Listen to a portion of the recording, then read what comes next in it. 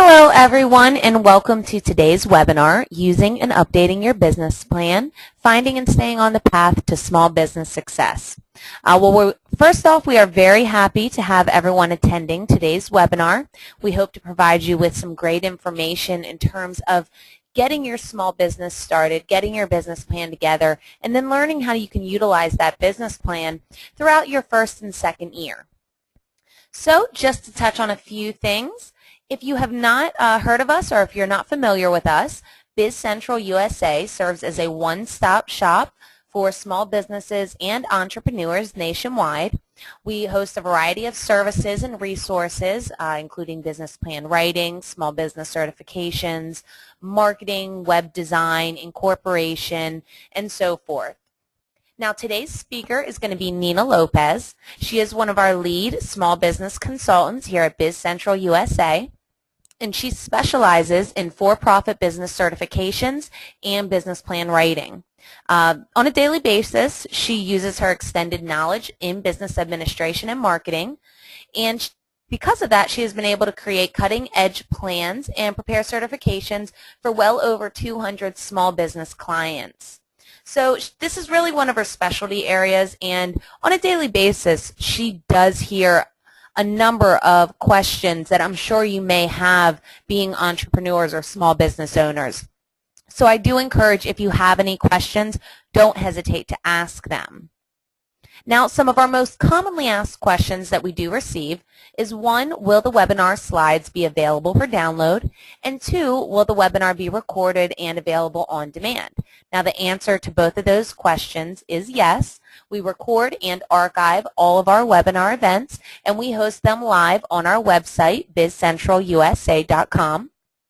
To access them, you can access it by the URL that you see on the screen, or simply go to our website and you'll see a banner for our webinars and seminars. Just click on that and you'll see typically about a month's worth of our webinars that we've hosted. Now, we do ask that you give about 24 to 48 hours until the webinar will be available and the slides will be available for download.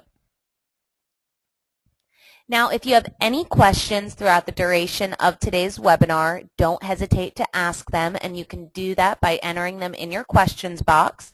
It should be on your control panel on the right-hand side of your screen. And finally, when you do exit today's webinar, there is a survey. It's very short, and we would really appreciate it if you just take 5 minutes of your time and fill that out. We're really just looking for some feedback, suggestions. We want to hear what you think so we can continue to make each and every webinar better for you and more informational for you. So really quick, I am going to run through the agenda, and then I will pass it on to Nina, and we'll get started with today's webinar. So first, we're going to take a look at a basic introduction to business plans, why you should have them, the benefits, and so forth. Then we're going to look at the actual components to the business plan and how you're going to be able to use them throughout the lifespan of your business. We'll look at the key benefits of a business plan, and then we'll look at where do you go once you have your business plan together. So without further ado, I am going to pass it on to Nina, and we will get started with today's webinar.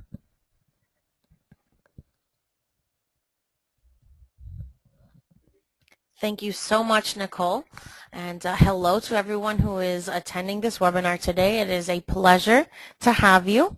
And as Nicole said, I just kind of want to reiterate, if you guys do have any questions throughout any point of the webinar, please feel free to just put them in that log box, and I will try to answer them as time permits at the very end of the webinar. So getting started here on how to update and use your business plan. Just a little bit of facts that we'd like to go over with you at first. So currently, statistics show that about 90% of new businesses fail usually within the first 2 years of operations. And many people say that failure is often attributed to a lack of planning. A lot of people have really great ideas. Small business owners and entrepreneurs are really passionate about what they're doing, but they oftentimes fail to plan and make sure that they have everything set for this small business to be successful. The business plan basics, kind of just looking at what is needed. Taking time to create an extensive plan really provides the company with insight. I usually tell people that this is a really good roadmap for your small business. And for a business to be successful and profitable, the owners and the managing directors can really have a clear understanding of a lot of different components that include your customers, your strengths, your competition, and not to mention here that business plans are really important specifically for small businesses, because most, if not all, small businesses are really in need of money, capital, funding, everything that you need in order to get your idea off the ground and running. Now, we are a little more centered today on smaller businesses, usually within, the first couple years of startup. But I do want to stress how important it is for every business, whether it's just getting started, it's established, it's got a lot of years of experience, not that many years of experience. Business plans are important for every business and any business owner, no matter what stage of the game that you're in. So I kind of want to transition here and look at what the top 10 benefits are of actually having a business plan. So starting with number 1 here, your business plan really puts your idea to the test. It kind of helps you to look at the big picture and test out whether to see if this is going to be a viable option or not. Number 2 is that it turns a good idea into a working enterprise. So if this is something that you're really passionate about and that you would love to see turn into just not an idea in your head but something on paper, the business plan is really going to serve that purpose. Number 3 is that it really helps you to come up with creative ways to make your business work. If you can see that if you can tweak a couple of areas here and there to make everything work out, it really makes you stretch yourself and be a little more creative on how to make and implement your plan. It also shows you a detailed explanation on your competitive market, who you are up against in terms of who is selling the same products as you are, who's selling to the same customers that could potentially be your future customers. Number 5 here on these list of benefits is that it creates a detailed action plan. Many people work better if they have guidelines, milestones, if they have that plan that they can implement to really get them on the road to getting started. A business plan really helps to specify in detail exactly what you need to start the business. It gives you a critical overview of exactly how much you need in that startup funding. Oftentimes we find a lot of people have this really large amount of money that they would like to request because they feel that that's what they need to get started. But when they look at it a little more critically, they find that the need isn't nearly as much as what they expected it would be. Next on this list of benefits here is that it really does give you a no-nonsense list of the equipment that you are absolutely going to need. If you are looking at being in industries such as construction, or you are in some type of technical field, this is really going to help you figure out what software programs, what major equipment do you need to run your business on a day-to-day basis. Finishing up this list here of benefits, the business plan also helps to provide a timetable of those items to do on your list. It also helps you to get the funding that you need. So once you've gone ahead and listed that amount, then you can really strategize and figure out what's going to work best for you. Is it a small enough need that you could probably ask your family and friends for the money? Or is it something a little bit above and beyond where you're going to need to start to work with a bank loan officer or maybe an SBA small business loan? And last but not least, the business plan really does tell the world exactly who you are and what you are trying to do. So now that I've looked at the benefits, and this was just a rough overview of what we felt was the top 10. There's obviously many more reasons as to why a business plan would benefit your small business. But I do want to take some time today and look at the business plan a little more in depth. So we're going to kind of tear this apart a little bit and look at the components and how each individual component fits together to create the big picture. So today the specific components that we're going to be looking at includes the executive summary. From there we're going to transition and talk about your company summary. We're going to look at your product and service overview. So depending on if you're offering services or products that'll pertain to your specific business model. A market analysis, as well as your strategy and implementation summary. And then we will look at your management summary. And last but not least, just about everybody's favorite part, the financial plans. So looking here at the executive summary a little more in detail.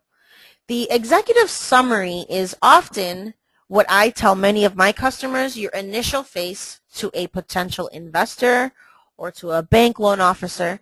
So it is critically important that you really create the right first impression.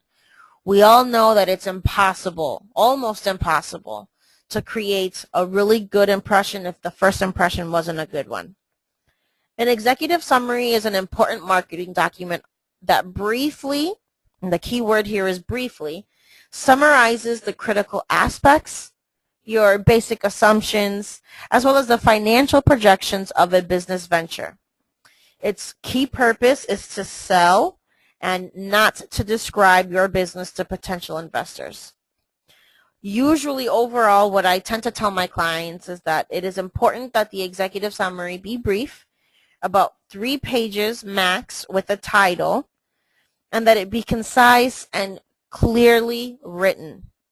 You really want your executive summary to be direct and specific, not so much on the abstract and conceptual side. The ability to write a really good executive summary is a very good start at writing a complete winning proposal. So once you've gone through all the work of putting that executive summary together, how can you use that executive summary in an effective way for your business? You can most definitely use your executive summary to communicate with your customers. You should lead the summary with the most compelling statement of why you have a really big idea. This really big idea is usually called the grab, and it can be implemented on your company's website, marketing materials such as flyers and brochures. If you've already gone through the work of writing it once, then don't go through the extra effort of writing it again for your company website unless you have a different direction that you're trying to take with your marketing materials. The executive summary is also a great piece to pull information to use in the About Us section of your website. And the summary is also important as a communication tool for your employees as well as your potential customers who need to see and understand exactly what your ideas are.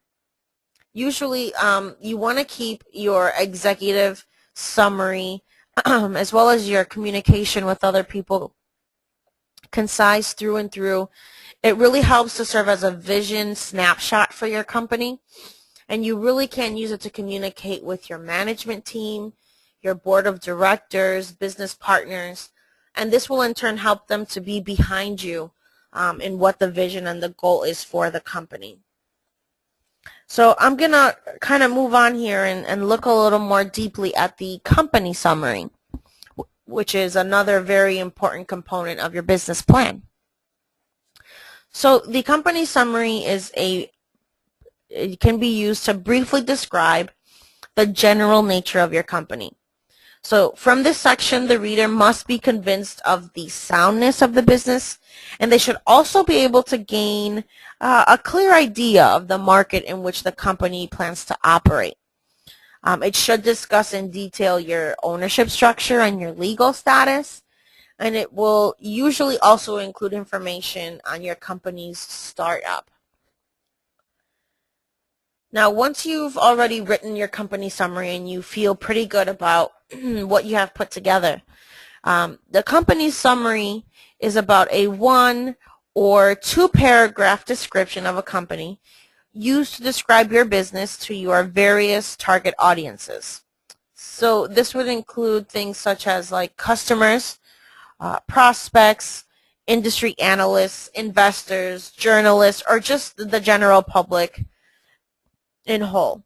So on your website, you can use it as well as in press releases or in brochures and pamphlets and about your company on your company's products. A company profile is a summary of a company's lines of business, your company history, the executives that are on your team, financials, and other business information that you can use to prep for sales calls. So you can implement this for prospecting and to gather business development opportunities as well as competitive intelligence. And I always tell my clients to really look at their company summary kind of as the overview and the snapshot of the company. In reading these 1 to 2 paragraphs that describe what your company is, you should really get a great understanding about your company and specifically about the products or services that you plan on offering to your potential customers. Now, speaking of getting a really good understanding of your products or services, it's really important to discuss the competitive advantage a business's product or service has over the competitors. So whenever you're writing an overview that is for your product or service offerings, you really want to highlight what makes your product or service better than the competitors. What makes you unique? What do you have that can make you excel above your competitors? Is it a really good price point? Is it the technology that will save an entrepreneur or another business time? Whatever you feel is your most positive selling point is what you really want to highlight when you are going over and writing the description on your products or services. Usually, once you have already written all about your products and your services, then you can go ahead and use that in order to classify your business according to your economic activity. I don't know if everybody's aware, but whenever a small business files their taxes, you have to classify either your products or your services based off of industry codes. Most common right now that's being used is the NAICS codes.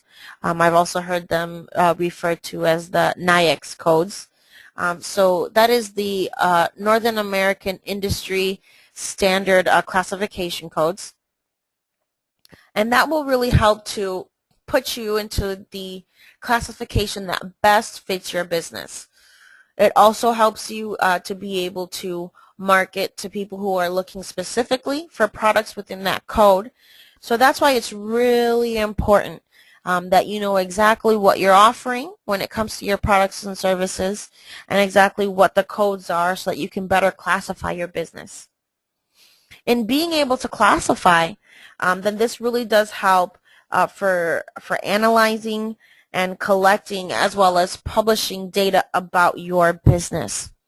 So once you know more or less what code you fall into, you can see other businesses within that code, kind of figure out how you match and compare to other businesses that are selling services within your same code. And it really does help you to kind of collect and look at data for your business. Last but not least here on that list of using your product and service overview is that it really does help you to measure growth and potential for expansion into new products or services.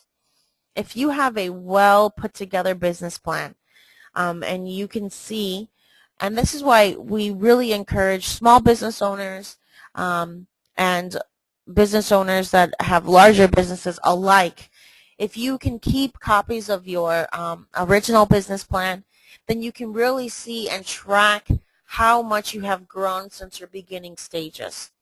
A lot of small businesses find themselves offering a whole new set of products or services that is the majority of where their income is coming from, and it wasn't necessarily included in their very first business plan.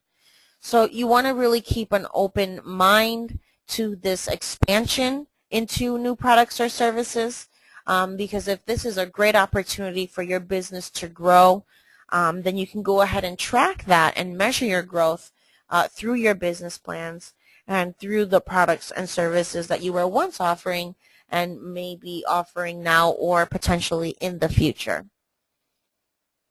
Once you have a really clear understanding of what your products and services are, then we always encourage our clients to embark on what we call a market analysis. The goal of a market analysis is to determine first the attractiveness of a market, and it really helps to understand the evolving opportunities as well as threats as they relate to the strengths and the weaknesses of your business. So all of these items, your strengths, your weaknesses, your opportunities, and your threats put together are your SWOT analysis. So you might be thinking, why should I embark on this market analysis process?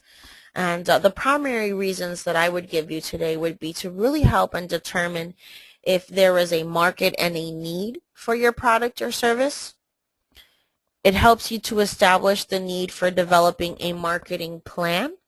Once you know exactly who is in your market and who you plan on selling to, then you can go ahead and strategize and develop a plan that can be implemented for your marketing team or marketing strategies that is really going to maximize your efforts. And last but not least, the market analysis is really important in ascertaining market information that will assist in the sale of your product or service. By really having a better understanding of your market and the needs and who you can sell to, then that'll really help the sales and your selling process to be a little easier. Now, once you have gone ahead and looked at your market, you've analyzed who your competitors are, who your potential customers are, knowing the market's needs and how it is currently serviced provides you with key information that is really essential in developing your product, service, as well as marketing plan. So conducting a market analysis will really help you to prepare to enter a new market. So say that you are an established business and you've had the same product offerings for about a year or 2 years now, and you're looking for new ways to expand and to grow. Conducting a market analysis will really prepare you and give you an objective look at possibly expanding and entering this new market, and if it will really be beneficial for your business. Number 2 here on the list is that it will really help you to launch that new product or service by having a better understanding of the market's needs. Not only will it prepare you, but it'll also help you to launch that product. And oftentimes people find themselves in a situation where conducting a market analysis will give them a really great view into possibly starting a new business. Not necessarily terminating the business that they're currently working, but giving them the opportunity to go ahead and start a new business if you're already in business, or to finally make the steps that you need to make in order to open the doors on that dream business that you always thought that you could have. Now, once you have conducted that market analysis and you know exactly who your market is and where you're planning on going after, then you should really consider and objectively look at your strategy and implementation sections. Strategy and implementation really helps the establishment of successful and effective strategy implementation, and it really does help you to manage 6 key supporting factors. The first one is action planning. The second one is organization structure. The third is human resources. The fourth would be the annual business plan updates. 5 is monitoring and control. And the last here is linkage. So your strategy implementation really helps to figure out what resources and processes are necessary to get the product to market. And it usually covers things such as your manufacturing, research and development, purchasing, staffing, equipment, facilities required for your business. So this is a little more of the logistical things that you will need beyond just the concept ideas of your products and services in order to make the day-to-day of your business work. So once you have already figured out what your strategy and implementation sections are looking like, it will really help you to develop a detailed action plan. First, organizations that are successful at implementing strategy develop detailed action plans with chronological lists of action steps, usually called tactics, which truthfully add the necessary detail to their strategies. A lot of times you see great businesses that have great concept ideas, great products and services, but they just can't seem to get it together. And this is one of those items that can really help to make or break a business. By having these strategies and these tactics in place, it really does allow you to assign responsibility to a specific individual within your business or organization for accomplishing each of those action steps. It also helps you to set a due date and estimate the resources that are required to accomplish each of these action steps. And thus, you translate your very broad strategy statement into a number of very specific work assignments that really helps you to get from point A as you're starting all the way to Z when you need to go ahead and finish something. It helps to measure if the organization's current structure is appropriate to the intended strategy. And last but not least here on the list is that it allows management to think about the organization's communications needs. If a management is really looking at the needs and they understand the communication, then you most definitely have in place a very strong team of managers. So when you're looking at your managers and summarizing what your management structure looks like, your investors or a bank loan officer is really going to want to see and feel confident that the management team knows its market, your products, and has the ability to implement the plan. What you want to think about and keep in mind when you are writing your management summary is why is your team uniquely qualified to win? You really don't just want to tell an investor or a loan officer that your team has anywhere from 40 to 48 combined years of expertise in their field. You don't want this just to be a regurgitation of, each founder's resume. You really want to take the time and explain why the background of each team member fits specifically with your organization. Think of the reasons as to why you chose them to be on your management team. If you can state the names of recognized or known companies that they have worked for in the past, that is also very beneficial and something that you should keep in mind when writing your management summary. But you just want to keep in consideration that if this person is not comfortable with giving a reference or being put down as a contact, then you don't necessarily want to drop the name of somebody who would be unable to do that for you in the future. But the key here when looking at your management summary is why are these people uniquely qualified to be on this team? So once you have figured out and you've got all of these ideas on paper as to the information on your management team, then you're really going to want to use that and implement them by updating the skills of the internal management members on your staff. When writing the business plan, the management plan section describes your management team as well as your staff. and how your business ownership is structured. Usually people that are reading your business plan will be looking to see not only who's on your management team, but how the skills of your management team and staff will contribute basically to your bottom line. It's not necessary to have a different person in charge of each business management category you decide to use in your company. Most of your key management people should be able to fill one or more roles. Identify those key management people in your business and explain what functions each team member will fill. This is usually your management team outline. And I always tell people that if they wish to present this as an organizational chart within the business plan, instead of a list format, that is usually a pretty good practice to do. The management summary also helps to describe how each member contributes to the company. It helps to set the expectation and duties of each individual person. And last but not least here, we talked about putting it in as an organizational chart instead of in list format.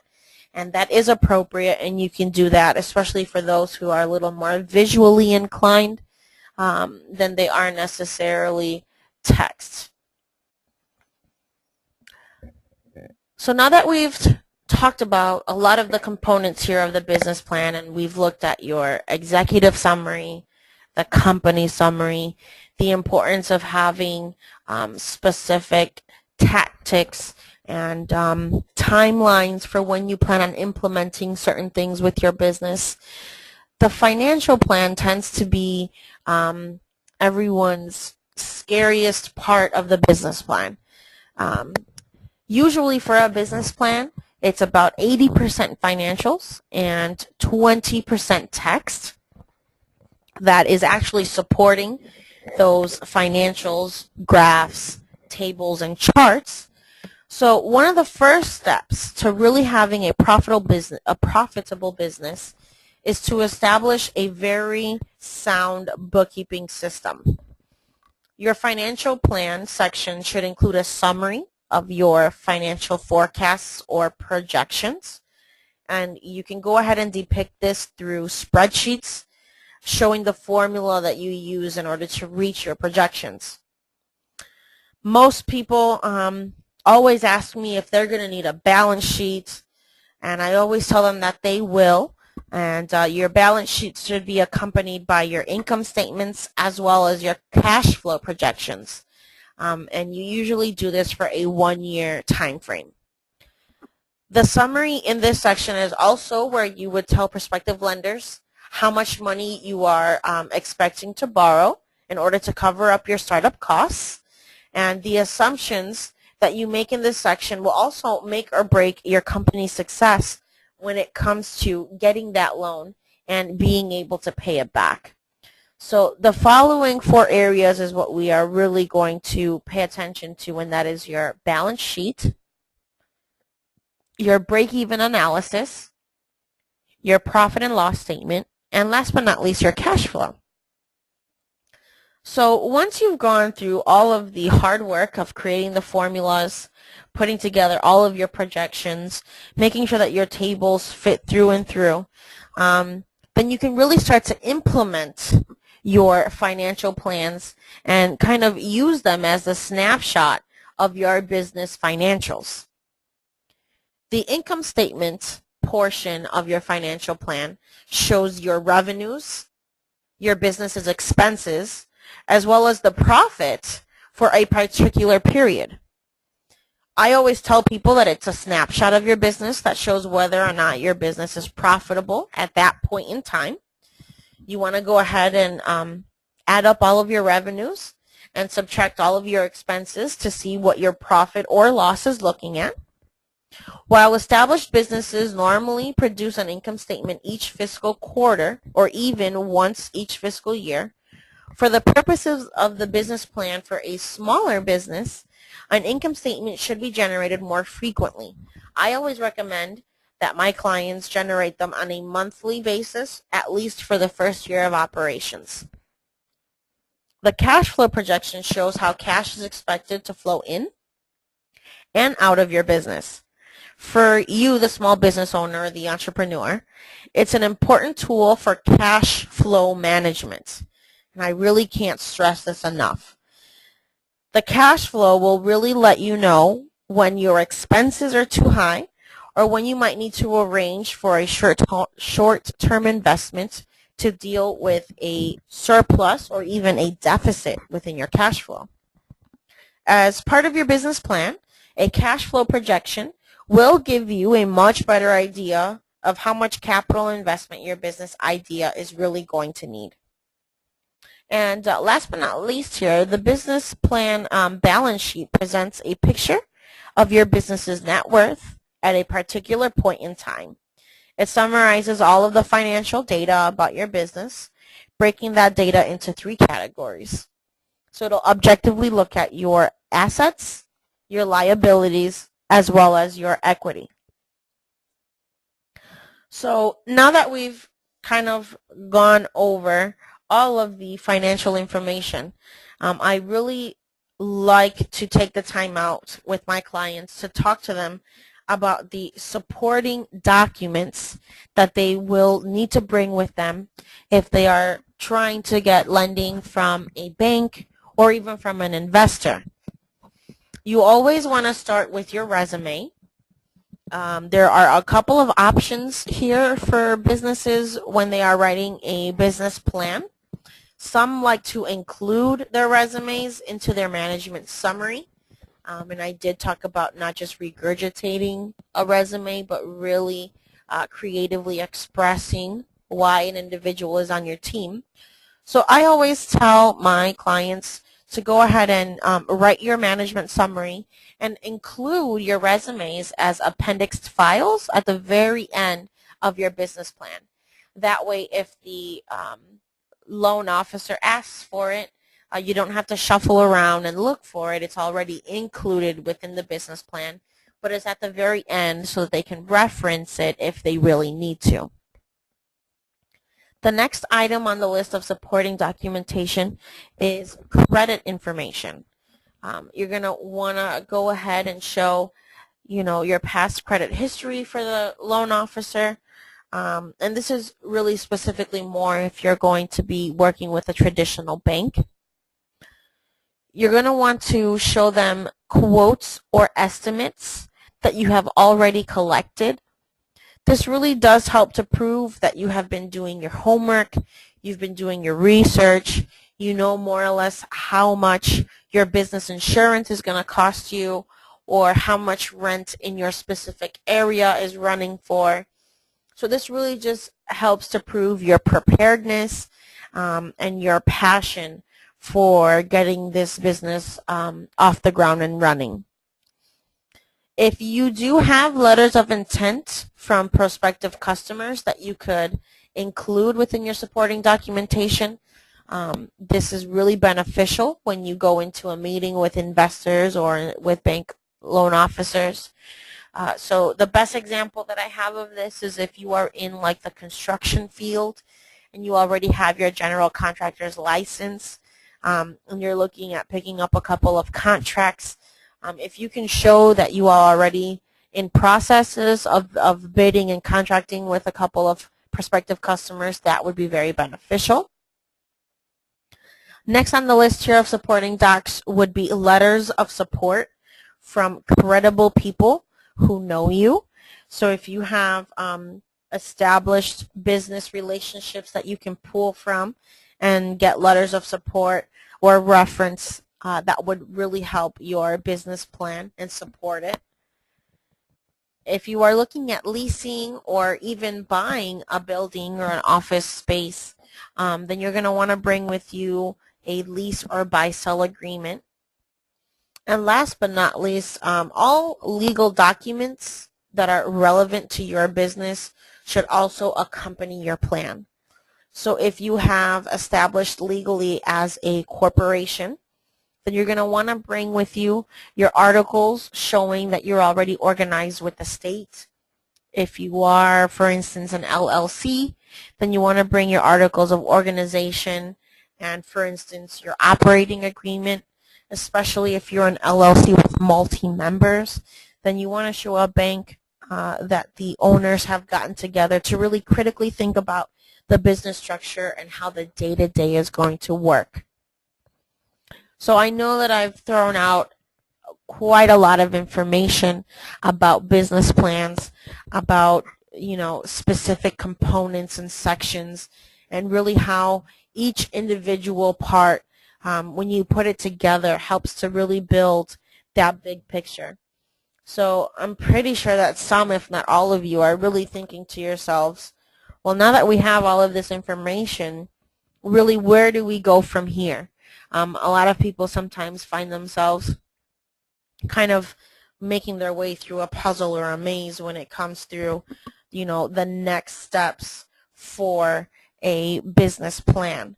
So I kind of want to go ahead and look at just a few statistics here that we were able to pull for business plans. And I did stress already, and I can't stress enough just how useful business plans are in all stages of a company's existence. So whether you're small, medium, or large, it really is beneficial for you. A common myth and misconception that many business owners have is that business plans are only useful in your startup stages. And that is not true. It really does help you to kind of track and see your growth from your beginning stages all the way to where you are established now.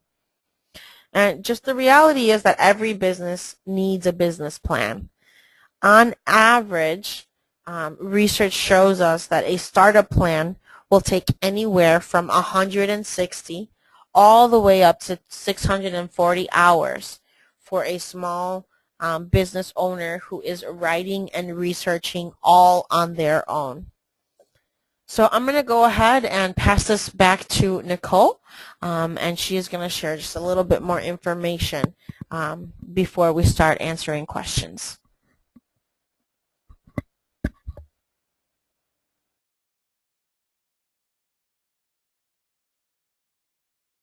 All right. Well, thank you, Nina, so much. I know that I gained some great information from that presentation, and I am sure that everyone on today's webinar also has. Now is the time. If you do have any questions, really begin to enter them into the questions box. I'm just going to go over a few things so that way I can give Nina a breather, let her rest her voice a minute, so then she can take some questions from everyone. Now I know that Nina did state how long it can take a business owner to write their own business plan, but that is why we are here. We do provide a number of small business services that do include business plan writing, business certifications, incorporation, web development, graphic design, marketing, bookkeeping and accounting, as well as nonprofit services. And we do hold typical promotions and special, deals and resources that we can really get you a quality product at an affordable price. So if you're ready to really take that next step and you need a business plan done right away, don't hesitate to give us a call. At least, have a short consultation with one of our consultants. Next, our upcoming webinar is going to be on basic financial management for small businesses, and that is going to be on September 28th at 3 p.m., and that is Eastern Standard Time. To sign up for that, once again, you can go to our website, bizcentralusa.com, and you'll see that URL on your screen. Once you go to our website, just click on the webinar and seminars banner that you see, and that'll take you to our listing of all of our webinars. And finally, if you do need to contact us for any reason, if you didn't get your answer to your question, if you think of something, a few hours or a few days from now, or you want to discuss, the development of your business plan, don't hesitate to contact us. You'll see our email address, our website, our phone numbers, as well as online outlets that you can reach us at on Twitter, on Facebook. Don't hesitate to reach out to us. We are definitely here to help, and we want to be as big of a help as possible. So with that said, we're going to go ahead and answer a few questions here.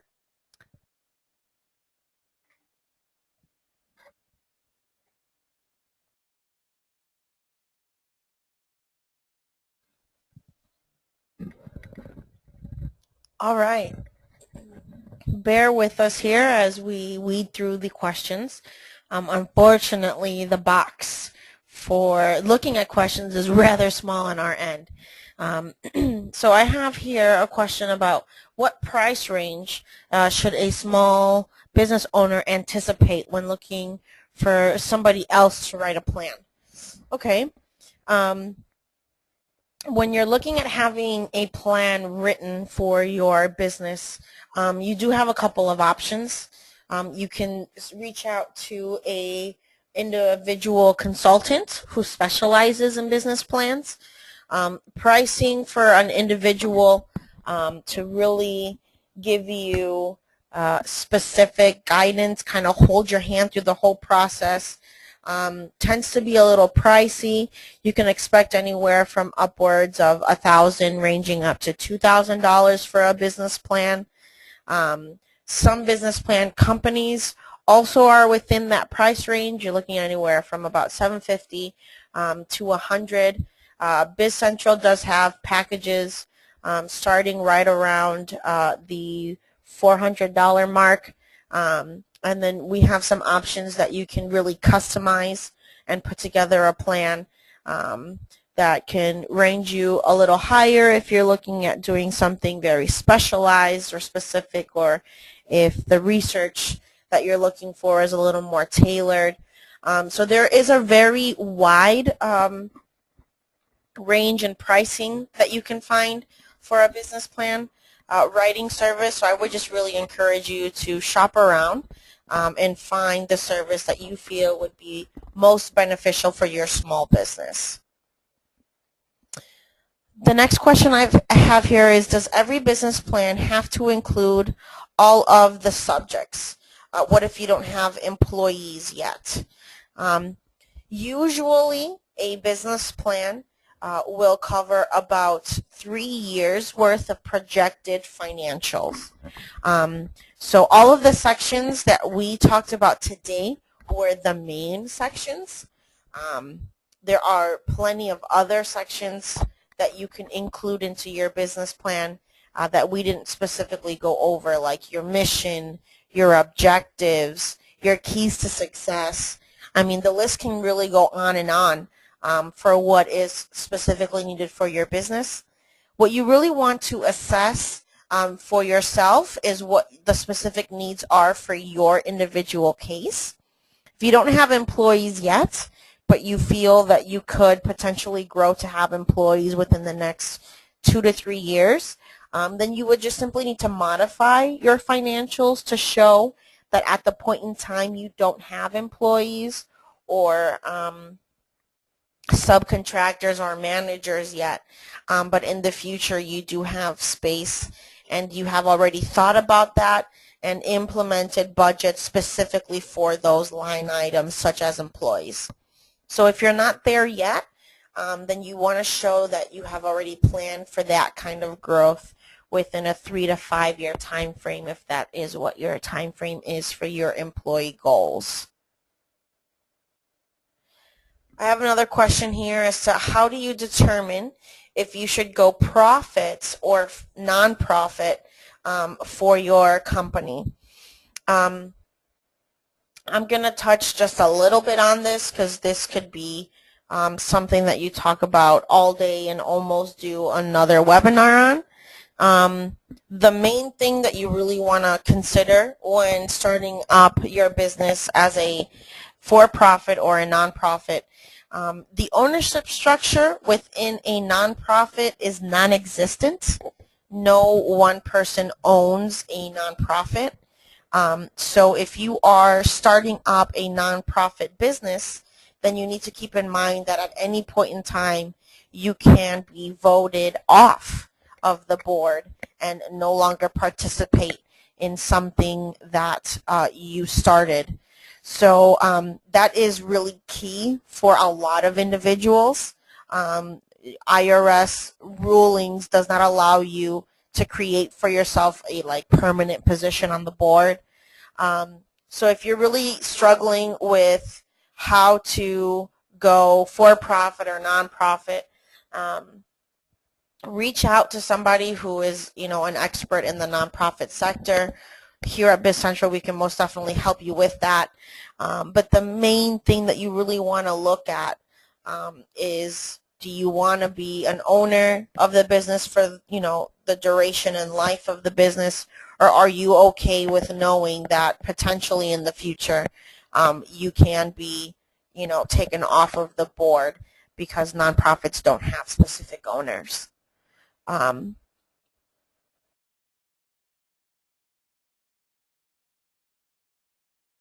The last question that I have here right now is about different loan programs. How do I know what loan is best for me? What I usually tell people is that they should most definitely start with the bank that they already have a working relationship with. Start with the local bank that knows you, knows your credit history, and see what kind of small business programs that they have. If you are unable to work something out with that specific bank and your need is a little higher than just going to friends and family, then you really should look up the Small Business Administration's 7A loan program. Now, the SBA doesn't give out money to small businesses, but they will guarantee a loan for your small business from a lending institution. So if you are struggling with where to go for funding, look up the Small Business Administration. A lot of times they have local chapters that are in your area that you can go visit, and you can actually speak with somebody who can help you and point you in the right direction for lending resources and opportunities. So that is all the time, unfortunately, that I have today. I'm going to go ahead and throw this back at Nicole so that she can wrap us up. So I just want to thank everybody for your questions, and if we didn't get to your question, feel free to email that to us. Thank you, Nina, and once again, thank you everyone for attending today's webinar. I hope that you were able to get your questions answered, but like Nina said, if you were not, or if you come up with a question down the road, don't hesitate to contact us. And just one quick reminder, when you do leave today's webinar, there is an exit survey, and we would really, really appreciate it if you just take a moment or two and complete that for us so we can continue to provide you with quality and informative webinars that can benefit you and your small business. So I hope that everyone has a great rest of their Tuesday, and we hope to see you at our next webinar.